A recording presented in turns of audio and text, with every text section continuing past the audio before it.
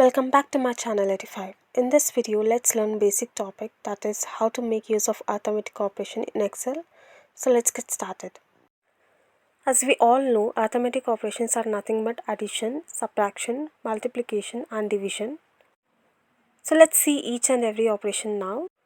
Let's consider this simple example where we have red balls. The values are 2, 3, 4, 6 and in blue balls the values are 1, 4, 5, 8. And there is one more column called result. First we have addition. We use plus operator to add the values. Select a cell where you want to display the added result and type is equals to. You can type here or in the cell itself. Now write the references which you want to add and hit enter. As you can see, the value is added. Now drag this down.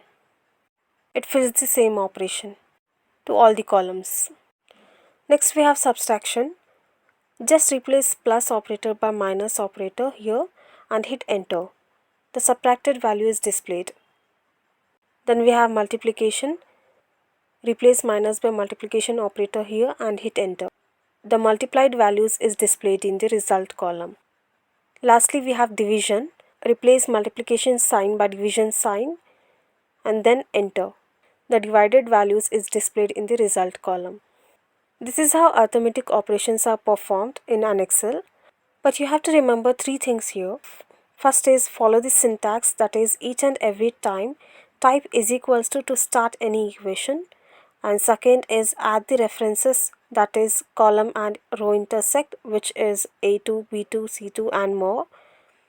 And lastly, after typing, hit enter button. If you want to apply same operations to all the columns, you just need to drag down the fill option, just like how I did, which is known as relative referencing. This topic is explained in previous video. The link will be provided. You can check out the video for better understanding. This is all for today. I hope you guys enjoyed this session. If you did, then please subscribe to my channel Edify and hit the bell icon for more such updates. Thank you for watching.